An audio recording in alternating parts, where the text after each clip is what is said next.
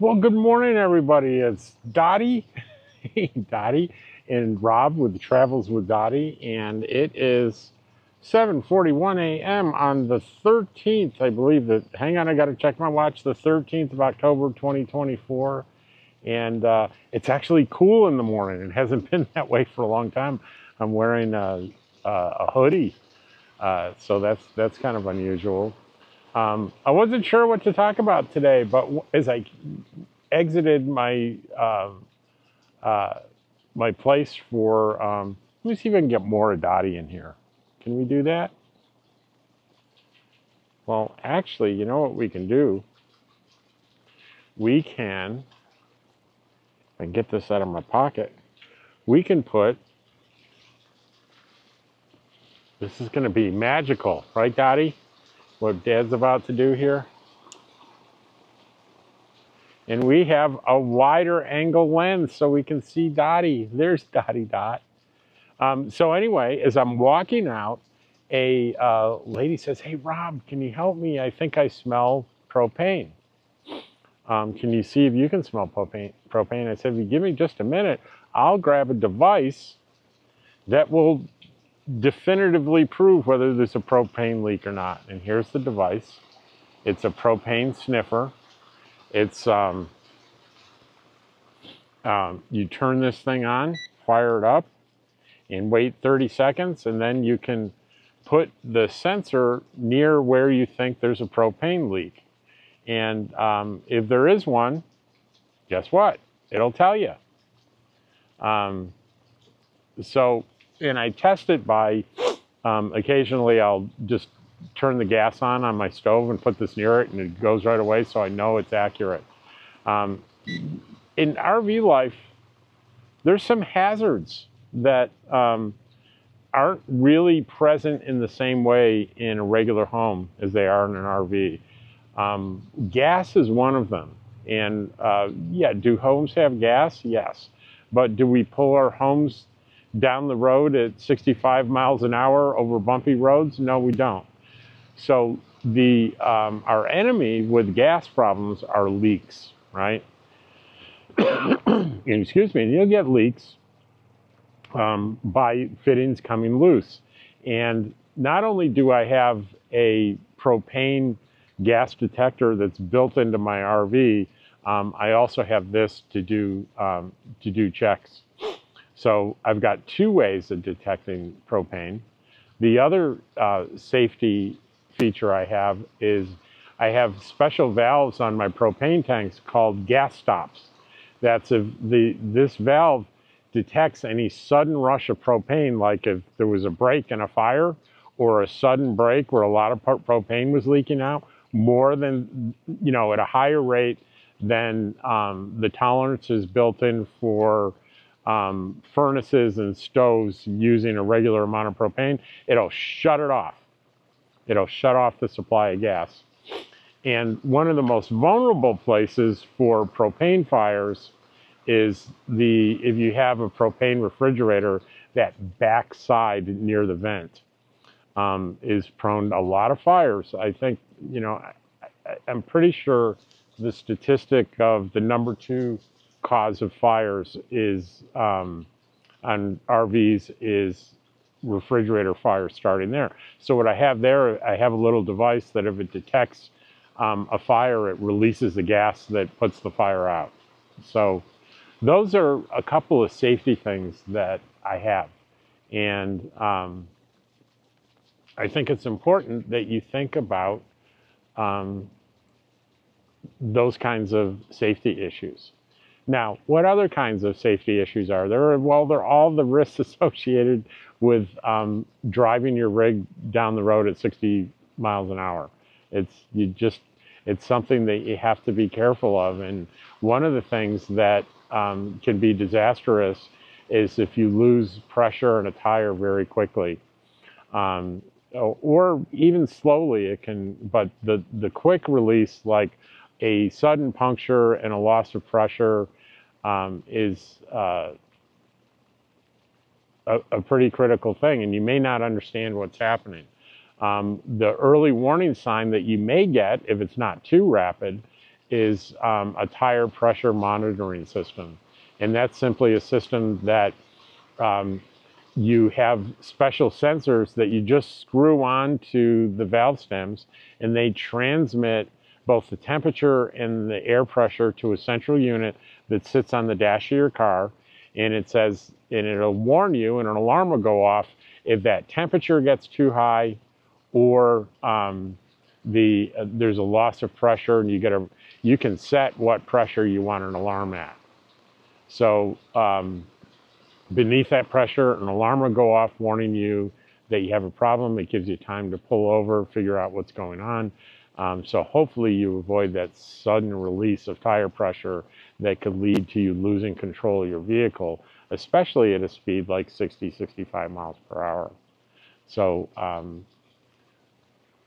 hey, what's going on? She's like, Dad, what are we doing? We're supposed to be on a walk, and you stopped here and you're talking to nobody. It's not really nobody. It's all the people that watch you on YouTube, Dottie. It's right there. Look. Dottie, look. Look at the camera. Okay. Number one, Dottie does not obey verbal commands like hardly ever. And two, she doesn't really understand English. So don't take it personally that she's not saying hi to you. So you might wonder where I am.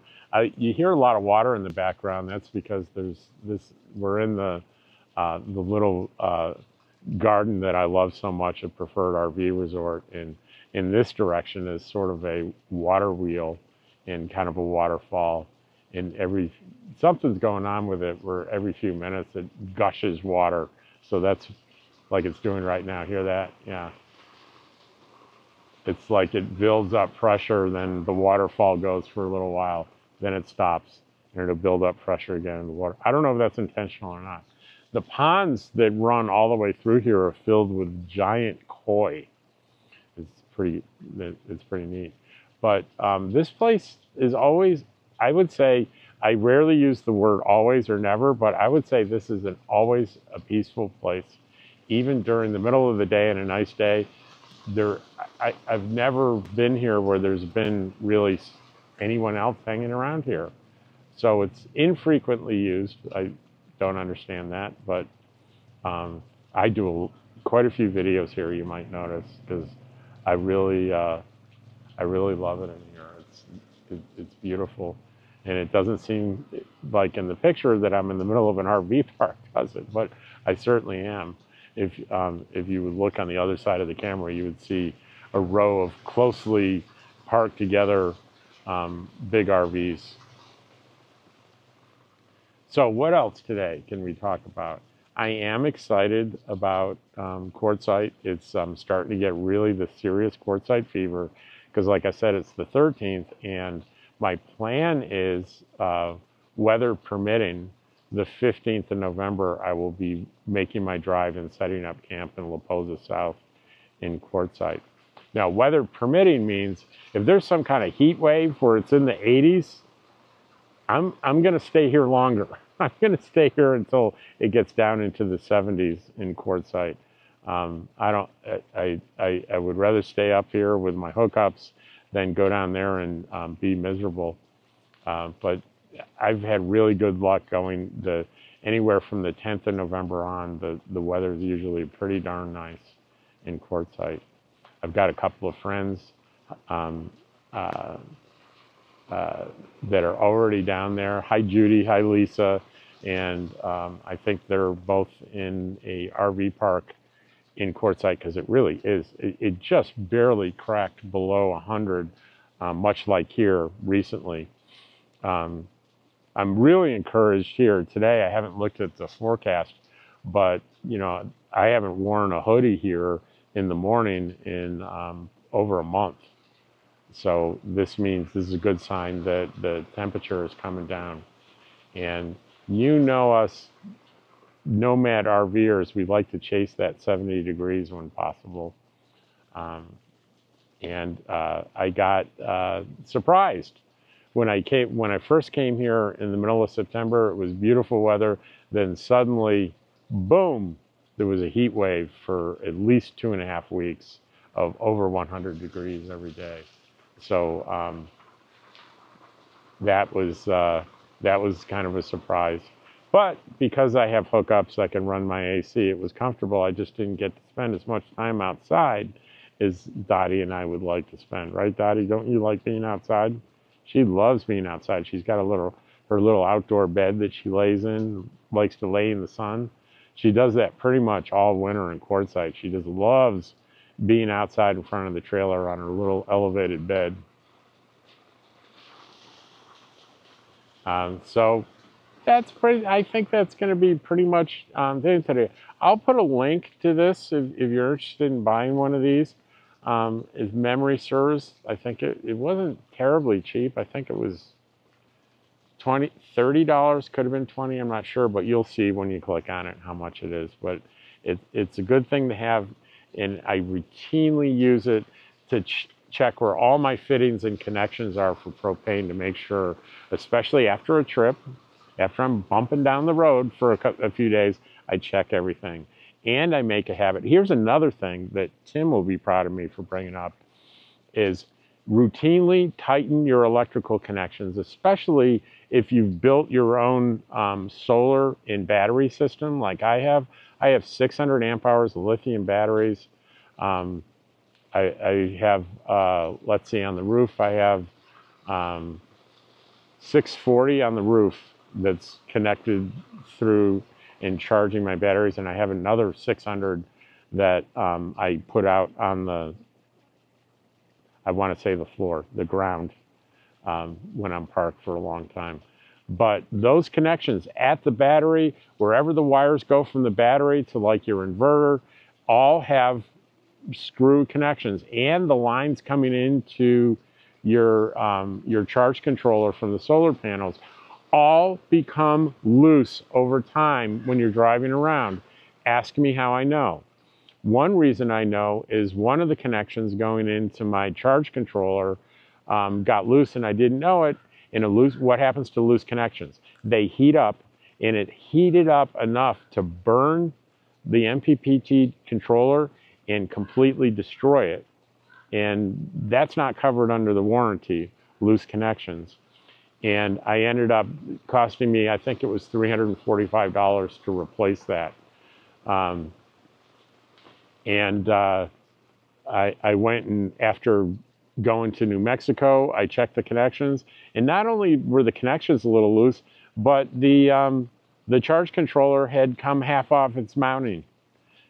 Check those things, check the battery connections, tighten everything down, make sure everything's tight, and trust me, I'm going to double check that before I make my trip to Quartzsite to make sure everything's tightened down so I don't have loose connections. Loose connections create heat, and not only might it destroy something they have to replace, but it could start a fire.